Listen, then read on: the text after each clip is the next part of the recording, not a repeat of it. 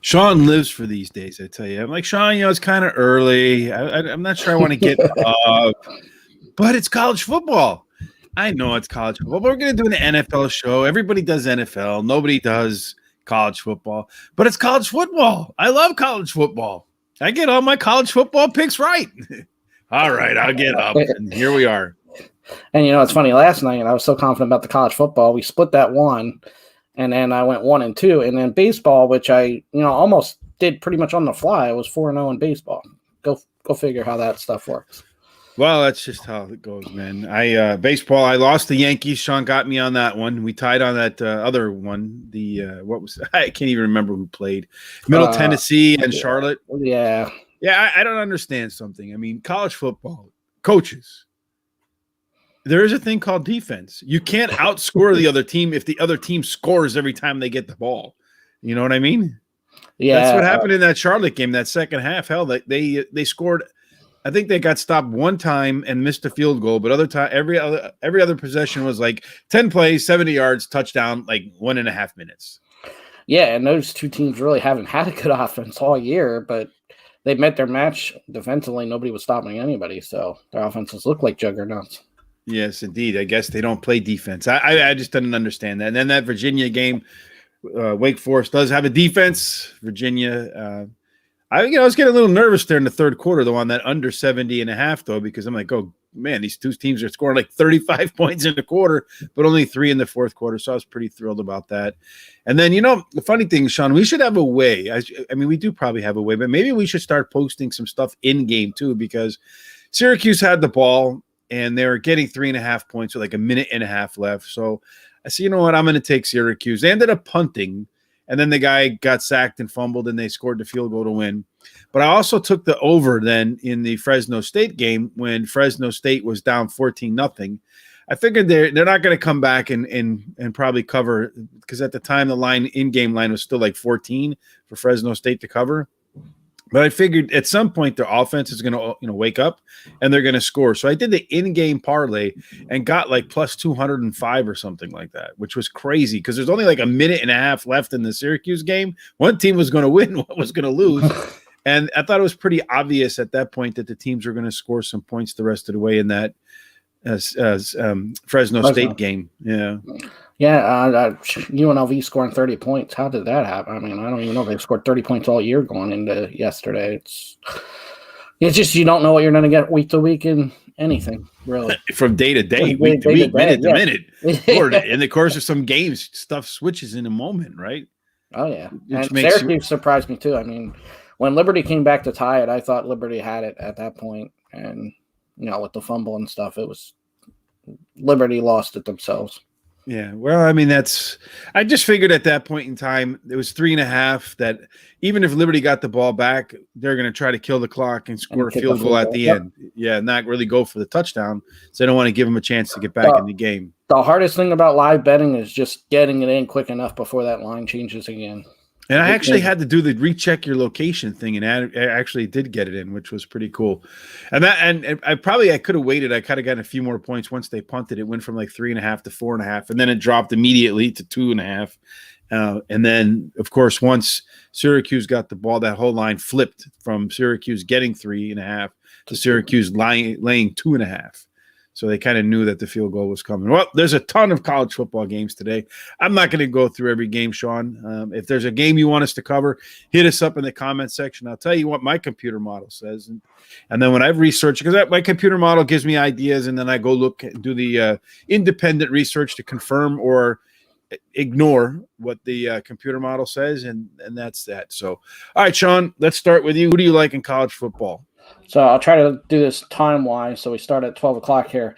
I like Utah State getting the points at home. They've been really good at home. They've scored a lot of points, and Boise State's not all that great. I mean, they're not as good on the road as they are at home, so I think that's a ton of points here, and Utah State might even win the game. Utah State, how many points are they getting, Sean? I saw 9. Now I see 9.5 on DraftKings. All right, so I got to kind of find this game in here. Brigham Young. Well, no, they're not playing Brigham Young. They're playing Boise State. Yeah, is this only the top 25 that they got up here? They don't have every game in here? They can't, right? This is only the top 25. Where's the rest of this Where are the rest of the games, Sean? Well, that's not good. Let's see. Well, we'll have to go with whatever you're getting in the why do they got the top 25 in here? That's kind of weird. All right. Well, anyway. Plus 9.5, minus 110 on DraftKings. I think that's a ton of points. I think Utah State might even be able to upset them, but they definitely should be able to keep this game within a touchdown. All right, let me look at college football here, Sean, and pull this up. Maybe if I broaden out the there we go. There's a lot more games in there now. Okay, they just had a top 25 in there. All right, so let's get you your line, Sean. What time is this game? 12 o'clock. In Utah? Utah State and Boise State. So they're going to play at like 9 in the morning out there? I guess so. That's kind of early. Hold on. I just control find. There's too many games here, Sean.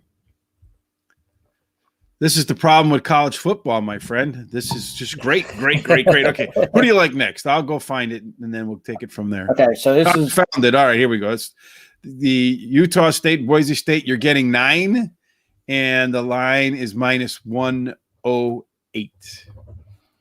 Okay. Yeah, I'll take it. I think that's too much. Next is Coastal Carolina giving up 36. You love that Coastal Carolina team. Wow, they score a ton of points. UMass does not, and UMass doesn't stop anybody. So Coastal Carolina should score 36. 4 touchdowns here in the first quarter, I would say. So this shouldn't be close. 36 shouldn't be a problem. Ooh, 36 is a ton of points, Sean. Let's see. Coastal Carolina versus Massachusetts. Yeah, I didn't even look at this game because you can't even get any data on Massachusetts because I don't even think they're a Division I school. It's like an FBS school. Yeah, they are. I mean, we should just not even allow those. Those should be illegal. Well, but yeah, you're getting minus 36, so you're giving up 36 at minus 108. Yeah, like I said, I think that line looks big, but games like this, after the first quarter, you'll be in the driver's seat. Coastal Carolina should be up 21-0, 28-0, somewhere in there. In the first quarter? In the first I don't think quarter. they'll be up 28-0. What's that first quarter line, Sean? You know what? I don't even know. It's probably... I mean, 28 in the first quarter, that would be 56. They would win the game by 112. Yeah, well, they'll stop. First quarter is minus 10. Minus 10? Well, wouldn't you feel better in the minus 10 the first quarter if you think they're going to be up minus 28? No, because you just never know how they'll start. I see. Well, you just said they're going to be up 21-28, and then from there they're going to walk home. Yeah, but I'll still take the 37. Okay, minus 36. Next game? So next game we got Western Michigan minus 2.5. Where is it? Western Michigan is minus 3 against San Jose State. Yes, Western Michigan, their offense has been on a roll this year. It's another one, veteran offense, been around for a while. Good quarterback, good running back. Yeah, but San Jose State has the same matchup, man. But they struggled against Hawaii. Their offense has not been clicking like it should have been, like it was last year. They only scored 17 points versus Hawaii last week and only beat them by 3. Western Michigan went into Pittsburgh and beat Pittsburgh in a shootout. So I expect Western Michigan to put a lot of pressure on San Jose State and just keep scoring. So minus 3, I like it. They win probably by a touchdown. You're going to get minus 108. I actually like the under in that game. That's one of my games in there, Sean. I have them going considerably under because I feel like San Jose State has a pretty good defense. Western Michigan doesn't have any defense whatsoever at all, I don't think. Although Pittsburgh's a pretty good team. I think the game goes under. The number is 62.5. I have it going considerably under 62.5. I don't have the, let's see if I just got the top 25 here again. Yeah, they just posted top 25 and I pressed the button there. So we'll just work with minus 108 because that seems to be the line that's always available. Yep. That's my one play for the week. I got 3 college plays. I'm not like you. I don't have like 100. I'm not like popcorn popping. That's Sean on college football. Well, so I'm trying to limit a little bit. So this one I really like. I like Stanford to pull the upset against UCLA tonight. And if you look at some of these stats, so UCLA is 0-7 in the last 7 games as a road favorite. So they're a road favorite again. They are not a team. Yeah, but I mean, you're talking about how many years does that go back, though, Sean? This is college football, my friend. Yeah, but they're 0-7 in the last 7 times they've been a favorite on the road. They are not good as a favorite on the road. They're 1-6 against the spread versus a team with a winning record. Stanford's the other way. They are Stanford's 5-1-1 against the spread in their last 7, and they're also 4-0-1 against the spread in their last 5 conference games.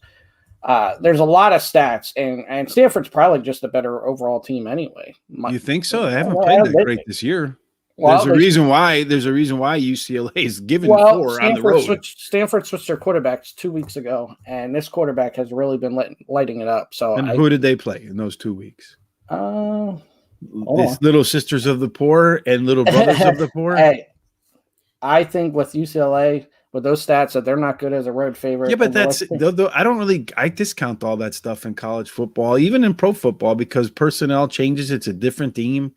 Their players come, players go. They're in college. Then they're in the pros, or they're not in the pros. Now they're selling insurance. But I don't. Those trends in college football, I think, are the least of all trends, the least that have any stickiness of any of the major sports. So your last 2 weeks, Stanford went to Vanderbilt, not a big deal, won 41-23. They did go to USC and win 42-28. So they've been scoring. And UCLA just lost to Fresno State. Who just lost to you, or almost lost to UNLV. Yeah, but they were just overlooking that. That was a letdown game completely. Yeah, because they got that big, they got the big Power 5 team in there, on their chalkboard, so to speak. The one thing though is college football; those trends do stay sometimes because teams are. They do stay sometimes. I'm gonna go affirmative and yet just kind of walk it back, all in the same sentence. They line up. That's why you get streaks like that, because they line up. They're for whatever. I mean, you're taking Stanford for the upset. Are you going to take the money line, or are you going to go with the? I'm taking the money line. I think they win this. Oh, well, you're going to really make me do my work today, huh, Sean? We should probably let me know in advance what you're going to do so that I can go ahead and get all the right pages open. I think they were at like plus 155, somewhere in there. Yes, I don't understand why you do that, to be honest with you, because I think you hurt yourself with the money line stuff. You might as well take the points, especially in a 4-point game, because that tells you it's going to be close. And in all likelihood, it will be close, and then you'll be sweating it out. So you're getting 161. 161, yep. Mm-hmm. What else do you like? I have more money lines. Tell me, are you going to go money line, or are you going to go spread here? So I'm on the right page. I'm going to go spread here. All right. Next 2, I'll go spread. How many you got? 50? No. We're almost through them. Where do you get all this money from? I'm curious. Well, I'm not going to bet all these on my personal account. I'll parlay them together. Duke minus 16.5 versus Kansas. But Duke's been scoring a lot of points. Kansas. Well, you can get 16 too for minus 110, or 16.5 for minus 108. I'll do 16 minus 110. Duke scores a bunch of points. They got the offense. Kansas does not. Kansas defense is not really good. Duke at home, they should win this game by minus 16. Kansas is terrible. So I don't know how much they win by. Duke just got throttled by some FCS team or something a week or so ago. So I don't know. I mean, if it were a basketball game, I might be interested in this one, but football, nah. Next. Okay, so we got Houston minus 19.5, something like that against Navy.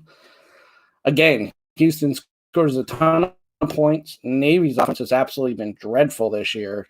Navy's defense is not good. So Houston should be able to score here.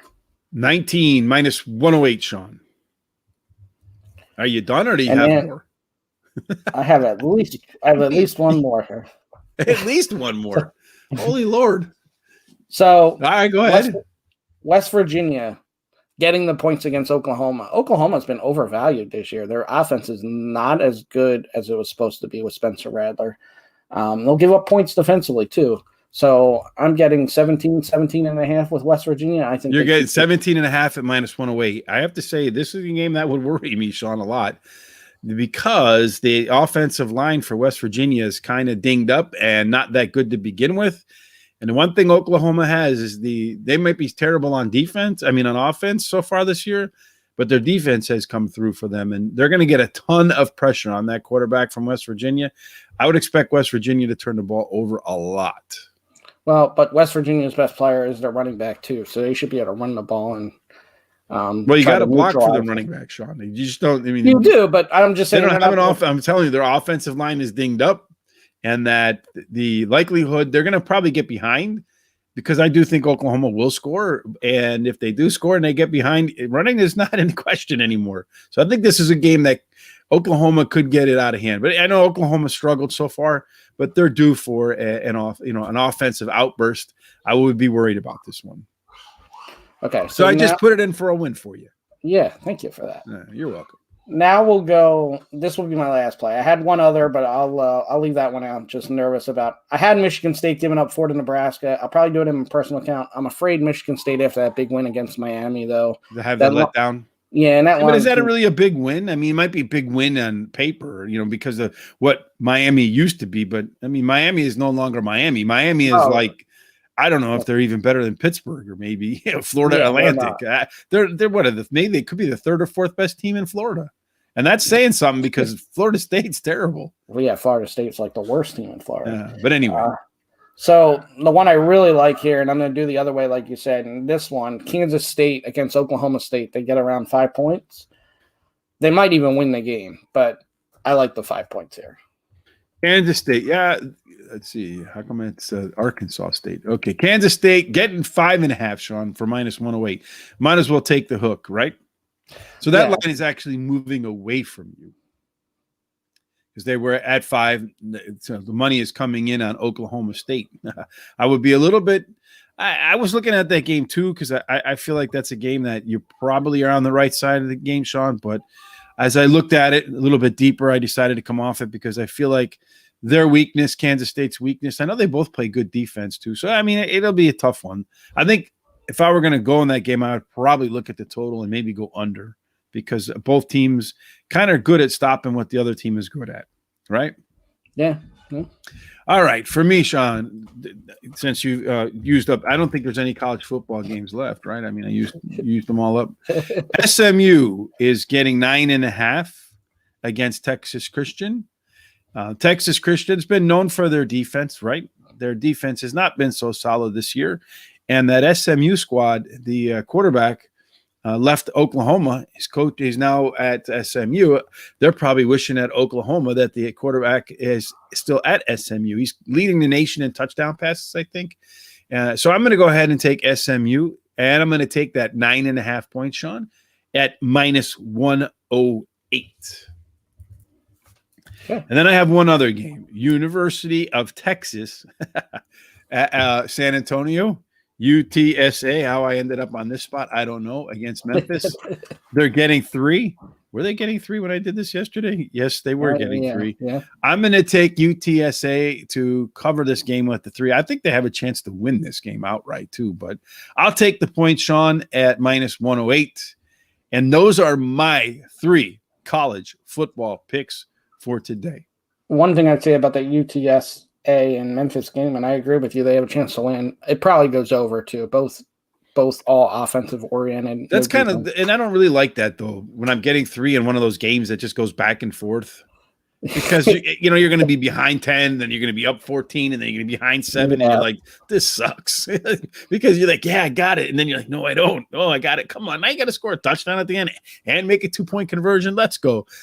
But that's what I was kind of hoping for yesterday in that game between Middle Tennessee State and Charlotte. That Middle Tennessee, when they scored that last touchdown, would go for 2, and then cut the either lose outright. I would either lose the bet or they'd get it within 2, because the next thing is up. You got to get the onside kick, right?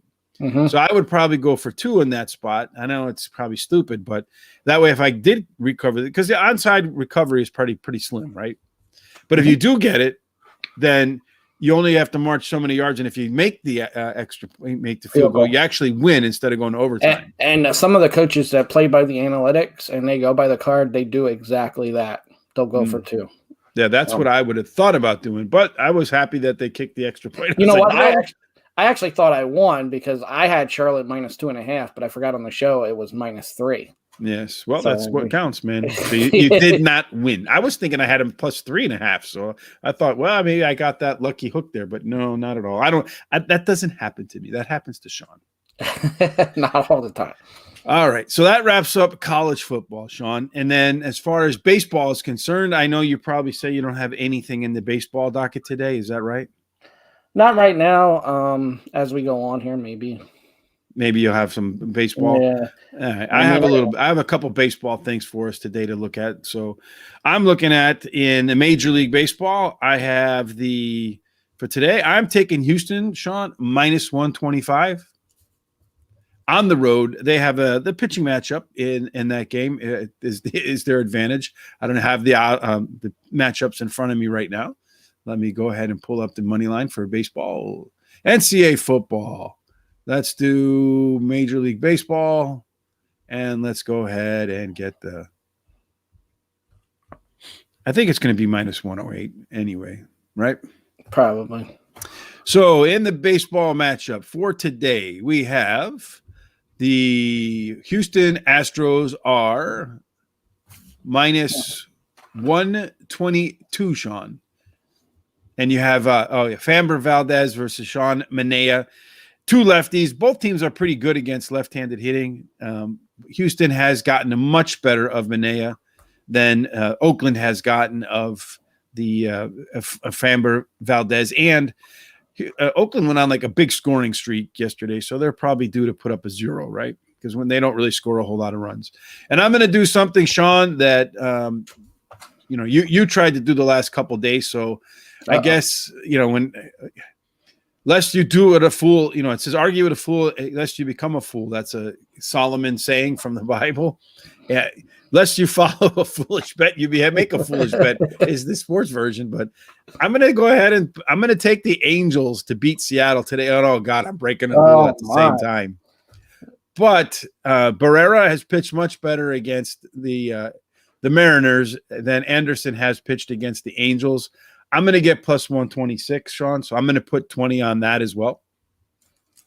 And then finally, Sean, I know you didn't do any homework for the MLS, right? I mean, I tell you every weekend, Sean, get your MLS picks ready. What do you got? Before we go on, I got some baseball here. All right, go ahead. What do you got? So John Lester's going to the Cubs. Cardinals won, like 14 in a row here? So you're going to take the Cubs? I'm going to take the Cardinals. All right. Well, Lester's pitching. What do I get, like minus 150? Minus 145. Oh, 142 is the lowest line. Yep. Yeah, I mean, they should just keep the train going here and win that game. And then I got two others here. So I'm going to go back to the well with the Yankees here. Nestor Cortez. Pivetta gets hit. Pivetta and Eovaldi, I feel like, are kind of the same pitcher. And you see how much success the Yankees had. Cortez has been solid all year. Yeah, he has been solid. So I will take the Yankees. Plus 102. That line on plus 104. That line's all over the place. You got plus and minuses. So and then plus 104. The last one, we'll back to the well here too. And this was an easy one yesterday. Now I get a plus line. Give up a 1.5 with Tampa Bay against Miami. So you're going to go with the 1.5. All right. So what's the line there? 1.5. Plus 100 is what I have on DraftKings. And they're against Miami. Yeah, and the kid pitching for them is pretty solid too. So let's see. Well, I got the wrong thing. We'll go with plus 100. We'll leave it be at that. Yeah, I just feel like Tampa Bay's going to score Miami. We know how their offense is. Yeah, their offense is terrible. All right, one last thing. We have some MLS to look at, too, for the soccer fans out there as well. So I'm going to go ahead in the MLS, and I am going to do a two-team parlay. So one of these teams will inevitably tie.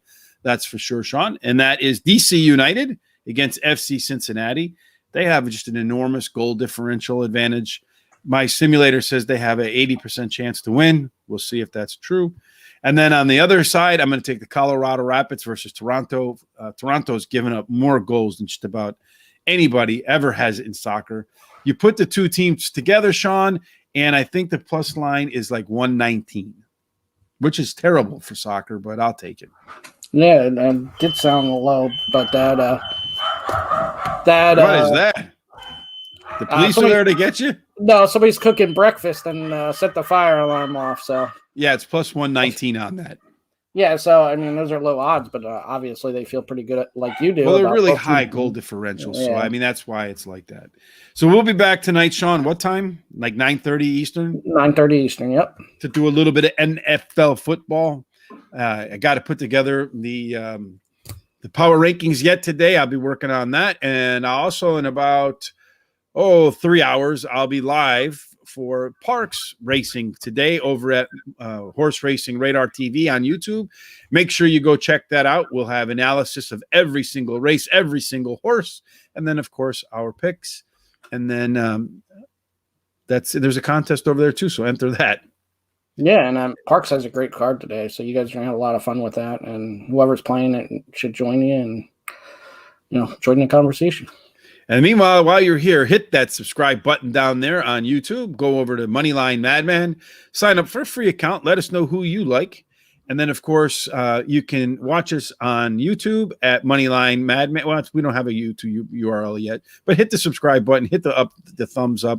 And then over on Facebook, like us so that when we go live, you're notified. And, of course, follow us on Twitter. Anything else, Sean? No, that's it. Last weekend, I say every weekend, I know you disagree with this, but college football, it's awesome because you have the NFL right behind it.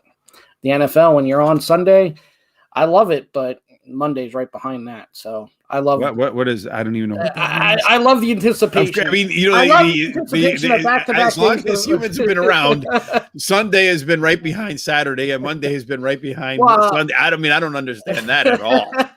I'm saying I love going through college football schedule because we know we have NFL behind it. So it's just I love the back-to-back days of football. Oh, so you just love football, in other words. Oh, yeah, of course. Yeah, okay. I simplified it for you. All right, that's it, folks, for today. Sean and I will be back in about, a little more than 12 hours to talk about the NFL, which is right behind the Saturday. It's right behind Sunday, in case you didn't know. All right, we'll see you then, folks. Until then, hopefully all of your bets are winners.